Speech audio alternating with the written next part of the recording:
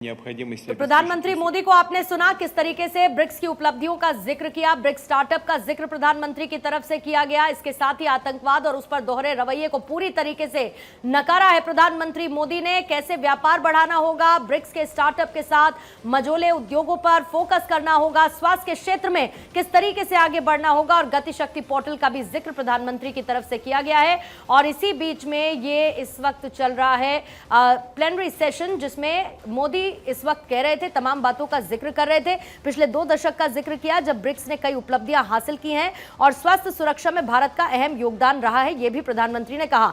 दुनिया युद्ध संघर्ष जैसी चुनौतियों से घिरी है और ऐसे में शांति की जरूरत है। जो भारत का यूपीआई है उसको जब दुबई में लॉन्च किया गया था उसका जिक्र प्रधानमंत्री ने किया है और साथ ही यूपीआई कितना महत्वपूर्ण है डिजिटलाइजेशन के लिए, डिजिटल ट्रांजैक्शंस के लिए। यह भी प्रधानमंत्री ने डिजिटल हेल्थ का जिक्र करते हुए कैसे उसने भारत ने उसको सफल बनाया और एक सफल अनुभव प्राप्त किया, प्रधानमंत्री ने उसका भी जिक्र किया है। ब्रिक्स $30 ट्रिलियन से ज्यादा की बड़ी इकोनॉमी है और इसको और मजबूत होना होगा। जो नए सदस्य हैं उन देशों का स्वागत भी इस दौरान प्रधानमंत्री की तरफ से किया गया जो ब्रिक्स प्लस में शामिल हुए हैं। और इसके साथ ही ये इंपॉर्टेंट सेशन रहा है जिसमें प्रधानमंत्री की तरफ से की गई बातों में शांति व्यवस्था का जिक्र था, युद्ध और उसी बीच में शांति की जरूरत का महत्व प्रधानमंत्री ने बताया। और इससे पहले चीन ने भी इस बात का जिक्र किया था कि कैसे शांति के लिए दबाव बनाना होगा, युद्ध को खत्म करने के लिए दबाव बनाना होगा। जब इससे पहले ओपन प्लेनरी सेशन हो रहा था, क्लोज प्लेनरी सेशन हो रहा था, उस दौरान भी शी जिनपिंग की तरफ से इन बातों का जिक्र किया गया था। प्रधानमंत्री ने इस सेशन के दौरान आतंकवाद को लेकर अपनी बात को मुखरता से रखा और यह भी कहा कि आतंकवाद पर हमें एकजुट होना होगा और आतंकवाद के मुद्दे पर इस परिभाषा को लेकर दोहरे मापदंड की कोई भी जगह है नहीं।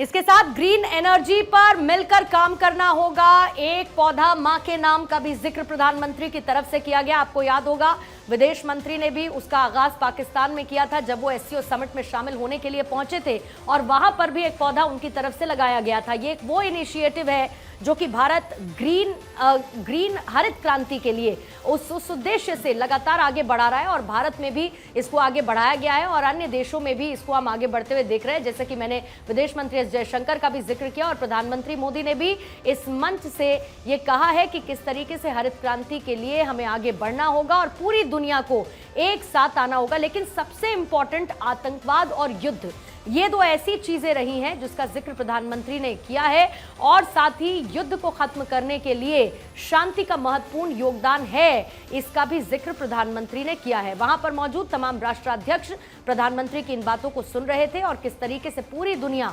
संघर्षों से इस वक्त जूझ रही है, आतंकवाद कितनी बड़ी चुनौती है, युद्ध नहीं संवाद और डिप्लोमेसी का समर्थन करना चाहिए, यह भी प्रधानमंत्री ने कहा है। प्रधानमंत्री मोदी के संबोधन में यूपीआई से लेकर जिनको बाकी देशों ने भी अपनाया इसका भी जिक्र किया गया और इसके साथ ही सबसे इंपॉर्टेंट जो ब्रिक्स समिट है उसमें रशिया, इंडिया और चाइना, क्योंकि शी जिनपिंग और उनसे मुलाकात, उनसे बायलैटरल मीटिंग और उससे बहुत कुछ निकलकर आने की संभावना है। और उसी बीच में इस सेशन के दौरान प्रधानमंत्री ने फिर उन बातों का जिक्र किया जब पुतिन के साथ उनकी पहली बायलैटरल मीटिंग ब्रिक्स समिट से पहले हो रही थी, तब उस वक्त भी उन्होंने कहा था कि किस तरीके से युद्ध के बीच में शांति और स्थिरता के माहौल की जरूरत है और भारत इसके लिए लगातार समर्थन करता रहेगा। आतंकवाद पर सभी देशों को एकजुट होना होगा, आतंकवाद पर दोहरे मापदंड की कोई जगह नहीं है, प्रधानमंत्री ने इसका भी जिक्र किया है।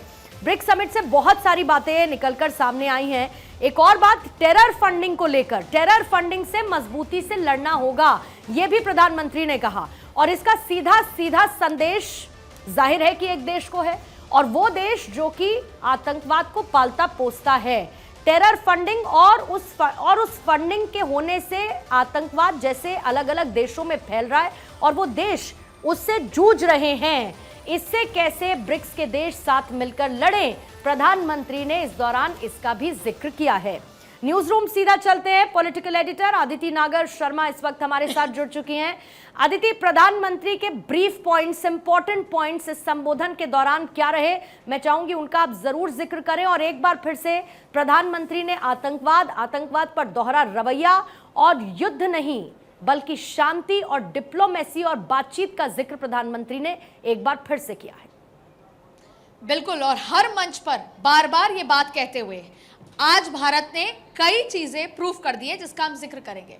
लेकिन रिक से ब्रिक, ब्रिक से ब्रिक्स और ब्रिक्स से ब्रिक्स प्लस, आप देखें कि आज जो तमाम बातें कही हैं और जो ये बात कही है यूपीआई का जिक्र करते हुए, और ये बात सही है, यूपीआई में जस्ट एक बटन से जिस तरीके से पेमेंट होता है, ये एक समय में कुछ सालों पहले तक ये आश्चर्यचकित बात थी। और कैसे भारत ने इसको न सिर्फ भारत के अंदर, गांव के अंदर थड़ी जो ठेले होते हैं, थड़ी होती है, उनसे लेकर पूरी दुनिया इसको अडॉप्ट कर रही है। तो डिजिटल वर्ल्ड में इसको भारत ने अपनी अहमियत बताते हुए भारत ने कहा है कि अब ब्रिक्स के स्टार्टअप होंगे। आप ये इमेजिन कीजिए कि एक समय भारत एक इनोवेशन के साथ देश में ही स्टार्टअप्स लेकर आया था, युवाओं को लेकर, कि अगर पेरेंट्स से पैसे नहीं लेने, सरकार देगी, स्टार्टअप कीजिए, बिजनेस कीजिए। हर एक व्यक्ति अपने खुद के पैरों पर खड़ा होकर अपना बिजनेस कर सकेगा। क्योंकि जब हम इन प्लेटफॉर्म्स की बात करते हैं तो यहाँ पे कोई फ्रेंडशिप नहीं होती है। यहाँ पे कहा जाता है ना कि अमेरिका भारत दोस्त है क्या, रशिया भारत बहुत अच्छे दोस्त हैं। दोस्ती नाम की चीज नहीं होती है, डिप्लोमेसी में होता है इंटरेस्ट।